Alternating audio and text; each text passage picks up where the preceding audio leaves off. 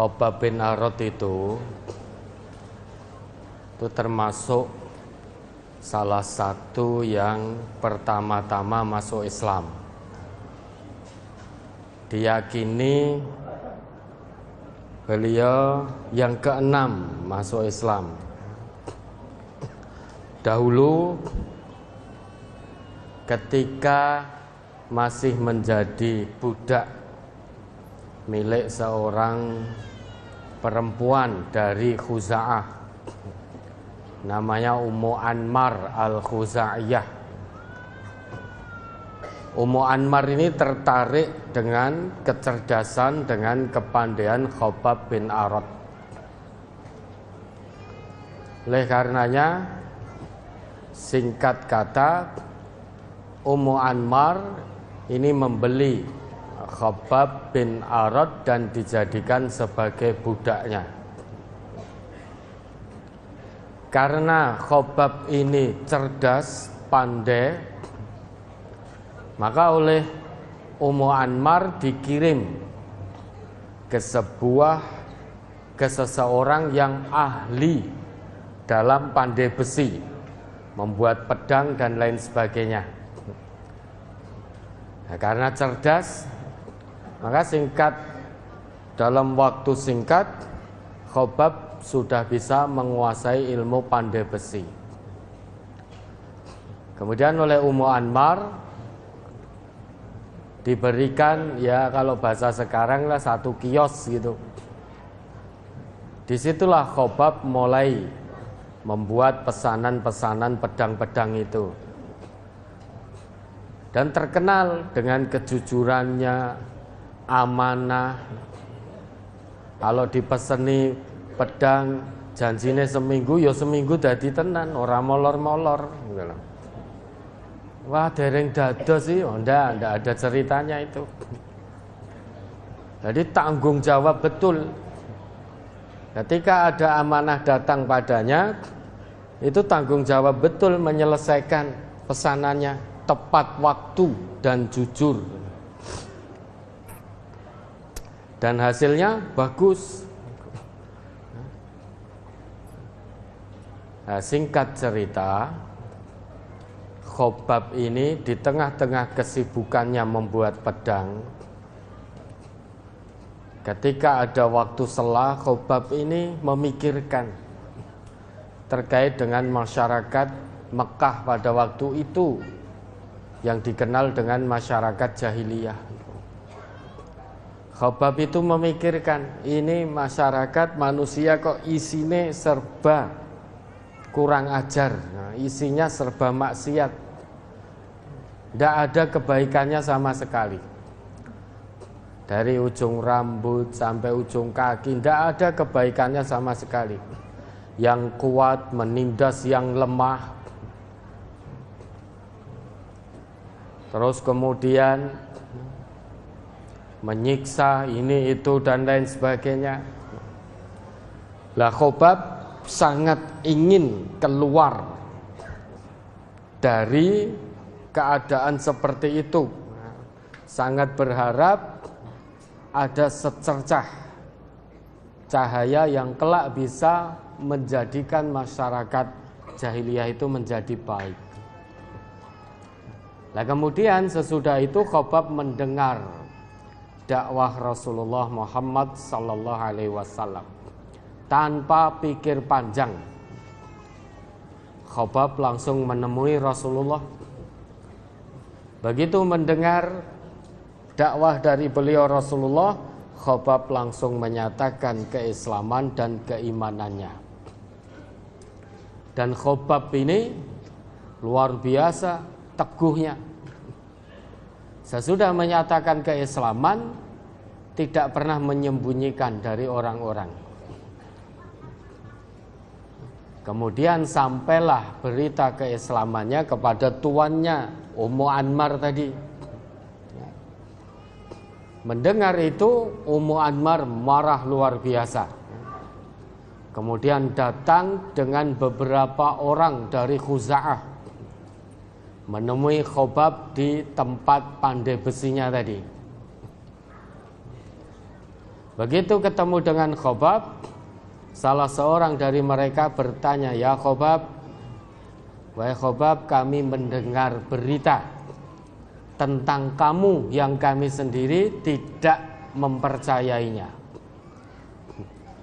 Khobab bertanya, "Berita apa itu?" "Kami mendengar bahwa kamu telah keluar dari agama." Apa jawab Khobab? "Saya tidak pernah keluar dari agama. Saya hanya beriman kepada Allah dan Rasulullah Muhammad sallallahu alaihi wasallam." Setelah mendengar jawaban dari Khobab itu, kemudian siksaan bertubi-tubi harus dialami oleh Khobab.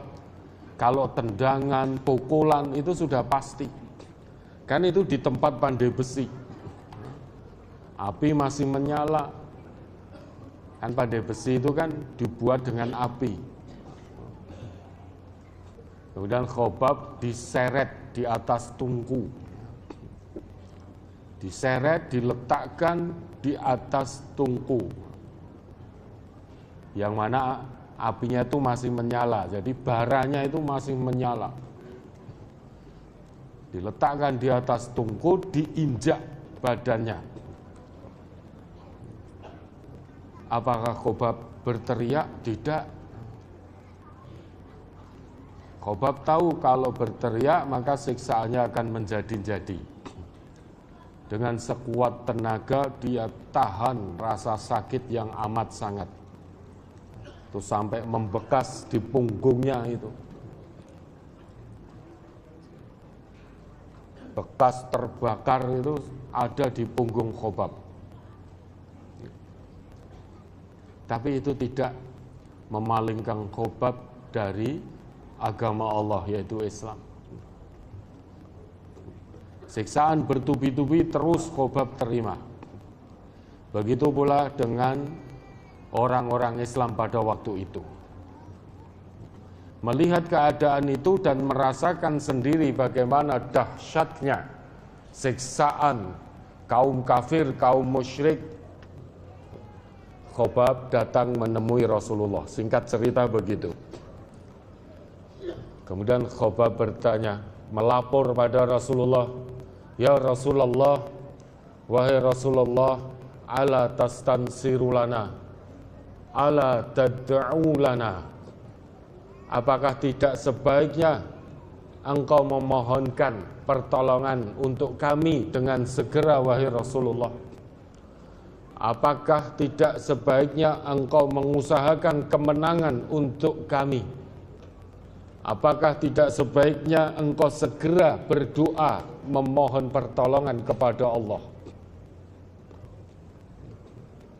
Mendengar laporan dari Khobab itu, Rasulullah kemudian bersabda, "Dahulu qad kana man qablakum." Dahulu umat sebelum kalian itu yu'khadur rajulu fayuhfaru lahu fil ardi fayuj'alu fiha. Dahulu umat sebelum kamu itu ada yang dibuatkan lubang di dalam tanah, kemudian orang beriman pada waktu itu dimasukkan ke dalam lubang itu, fayuja'u bil minsyari, kemudian didatangkan kepadanya gergaji, fayud'u ala ra'sihi, diletakkan di atas kepalanya, fayuj'alu nisfaini, kemudian tubuh orang yang beriman dibelah menjadi dua. Dahulu begitu. Jadi orang beriman sebelum kalian dahulu itu pernah ada, demi mempertahankan keimanannya, dia sampai disiksa, dimasukkan ke dalam lubang, kemudian digergaji, tubuhnya menjadi dua, terbelah dari atas sampai bawah. Kemudian ada lagi wayum satu bi amsyatil hadid, maduna lahmihi min admin, maduna admihi min lahmin wa asobin. Ada juga yang disisir kepalanya dengan sisir dari besi sampai terpisah itu antara daging, urat dan kulitnya, itu sampai terpisah. Dikuliti hidup-hidup. Jadi kalau korban itu kan memisahkan kulit dari dagingnya, itu kan sudah disembelih. Tapi dulu orang yang beriman ada yang mendapatkan siksaan karena keimanannya, dikuliti hidup-hidup dengan sisir dari besi. Fama yasudduhu dzalika an dinih. Tapi semua jenis siksaan itu tadi, baik digergaji terbelah sampai menjadi dua, dikuliti hidup-hidup, itu tidak menggoyahkan mereka dari agamanya, dari keimanannya. Kemudian Nabi bersabda, wallahi la yutimmanna hadzal amr hatta yasira raqib min San'a ila Hadramaut la yakhafu illallah wa dhi'ba ala ghanamihi. Demi Allah, Allah pasti sempurnakan urusan Islam ini sampai nanti orang bepergian dari San'a menuju Hadramaut tidak ada yang ditakuti. Jadi dulu itu dari San'a ke Hadramaut itu tempat yang tinggi kriminalnya, sehingga orang-orang dulu takut lewat di situ karena angka kriminalnya tinggi. Tapi jika nanti Allah sudah sempurnakan urusan Islam ini, dunia dikuasai oleh orang-orang Islam, maka tempat itu akan aman. Sehingga siapapun yang lewat situ, dia tidak akan takut kecuali hanya kepada Allah atau kepada serigala yang akan menerkam kambing-kambingnya. Walakinnakum tasta'jilun. Tetapi kalian, Khobab, kamu itu orang yang tergesa-gesa. Coba bayangkan Bapak Ibu, siksaan yang sudah bertubi-tubi diterima oleh Khobab, sampai ditempatkan, diseret, diletakkan di atas tungku yang masih membara. Begitu lapor kepada Rasulullah, Rasulullah bersabda, kamu itu tergesa-gesa. Kan tadi Khobab lapor pada Rasul, kami telah menerima siksaan begini. Itu siksaan yang sangat dahsyat sekali. Kenapa wahai Rasul engkau tidak segera memohonkan pertolongan Allah untuk kami? Nunggu apa lagi wahai Rasul? Kenapa tidak sekarang engkau mohonkan pertolongan kepada Allah?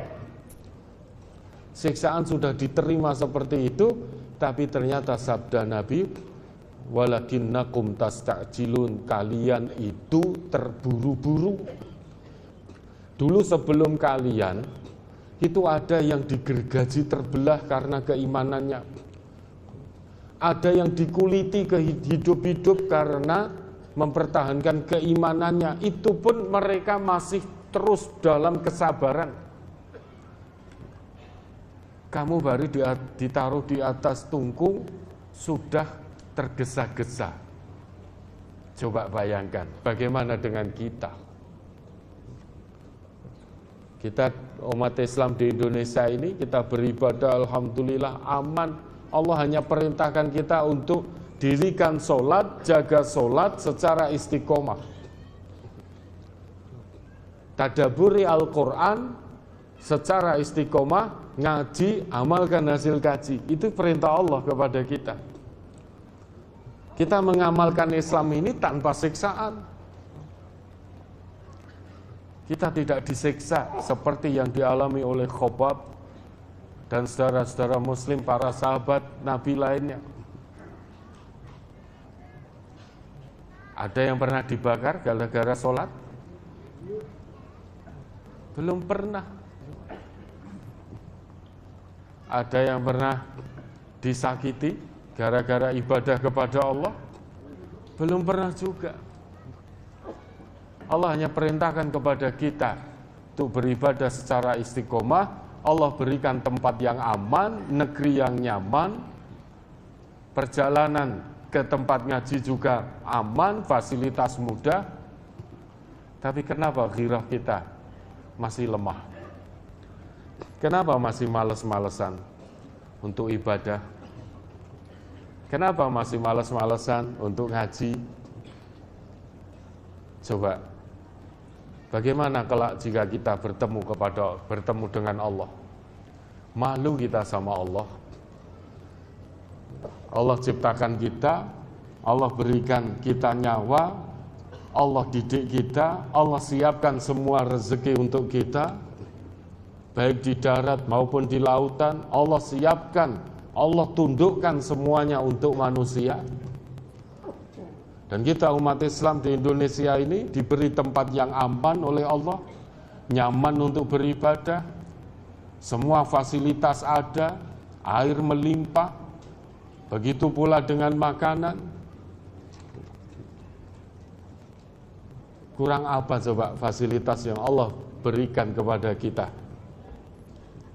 Tapi kenapa semangat kita untuk beribadah dan beramal soleh masih sangat-sangat lemah? Allah juga berikan kita kesehatan. Coba alasan apa lagi yang akan kita bawa di hadapan Allah nanti?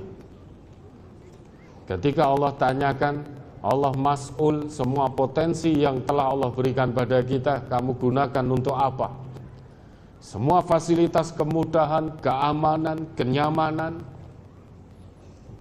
Tapi kenapa kamu umat Islam Indonesia terlalu malas dalam beribadah?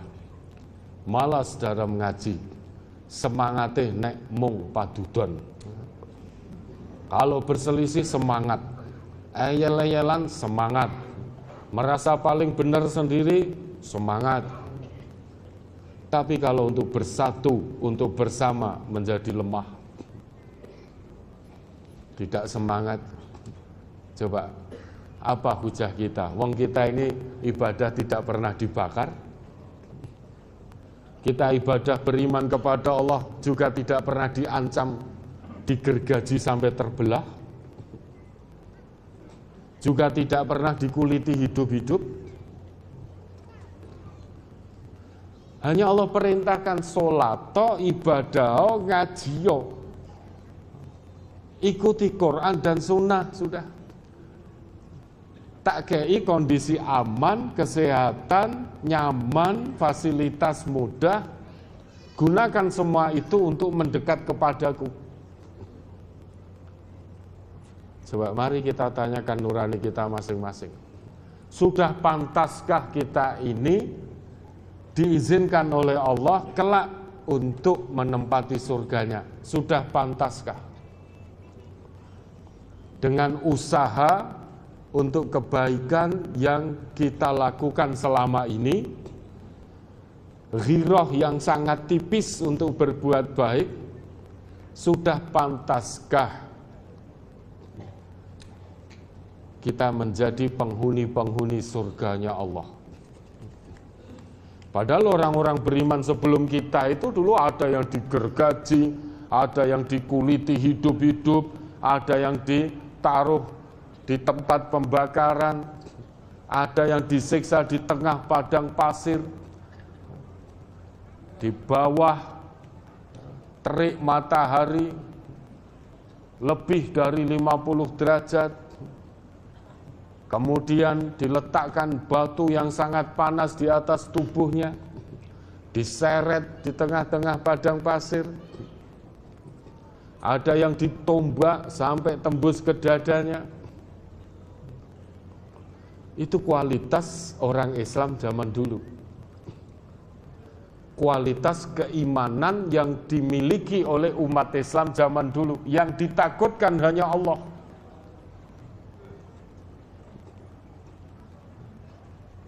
Maka berani menampilkan keadilan, berani menampakkan kebenaran, karena yang ditakutkan hanya Allah. Maka kualitasnya luar biasa. Sehingga waktu itu peradaban Islam terpancar ke seluruh penjuru dunia. Karena kualitas umat Islam yang tidak takut apapun selain hanya kepada Allah. Semangat untuk berbuat baik. Maka ya wajar pertolongan Allah turun, cahaya Islam terpancar ke seluruh penjuru dunia. Tapi sekarang yang kita rasakan, termasuk kita ini, kualitas kita ini, naudzubillah, tampaknya hanya seperti buih yang mengambang. Umat Islam semakin besar jumlahnya, tetapi kualitasnya hanya seperti buih yang mengambang. Karena umat Islam sekarang ini banyak yang doyan kedzoliman, doyan kebatilan, doyan kecurangan, doyan kemaksiatan. Kan begitu, maka hanya seperti buih yang mengambang, jumlahnya besar, tetapi la yanfa', tidak membawa kemanfaatan. Kenapa? Nol kualitas, jauh dari Quran, jauh dari sunnah. Kalau jauh dari Quran, jauh dari sunnah, jauh dari keimanan kepada Allah. Yang ada keimanan tinggal pengakuan yang membasahi bibir, yang membasahi lisan, namun tidak bisa masuk sampai ke mata hati.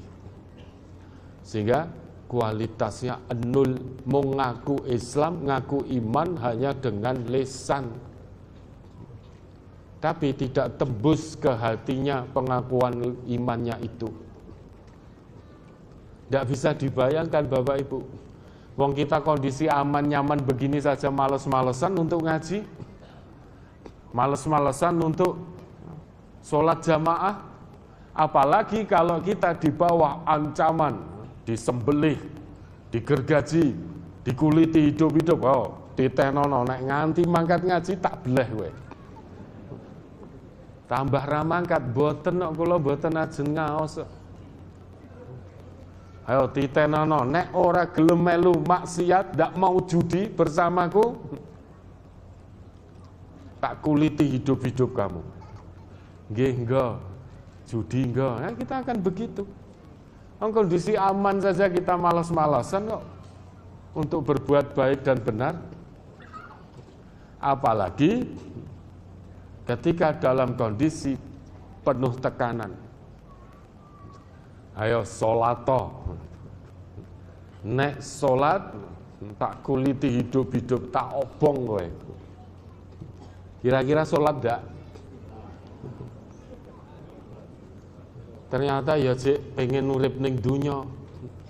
Terlalu cinta dunia berlebihan.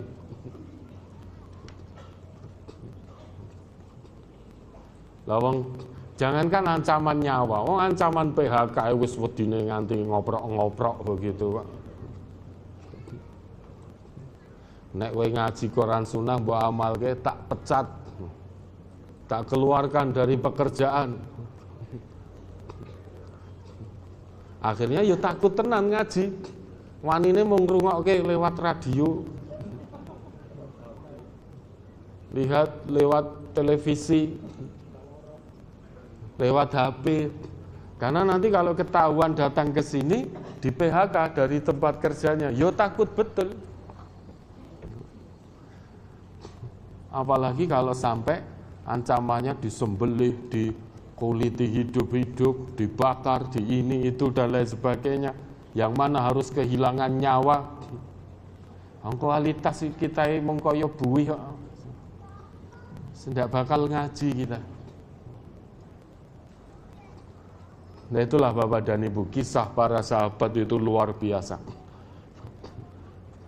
Kalau kita membaca kisah itu berdasarkan riwayat sahihah, insya Allah akan membangkitkan semangat keimanan kita kepada Allah. Saat malas beramal soleh, begitu membaca kisah-kisah para sahabat yang mendapatkan siksaan bertubi-tubi karena mempertahankan keimanannya kepada Allah. Insya Allah kalau kita baca dengan mata hati, iman kita akan naik. Kita akan semangat kembali untuk beramal soleh. Mumpung belum terlambat, tanyakan nurani kita masing-masing.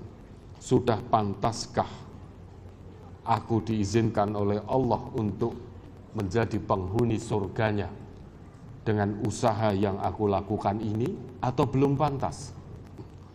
Kalau merasa sudah pantas, tingkatkan. Kalau masih jauh dari kepantasan, segera memantaskan diri dengan cara jalankan perintah Al-Quran, perintah sunnah tanpa menawar. Hanya sami'na wa ata'na. Ya,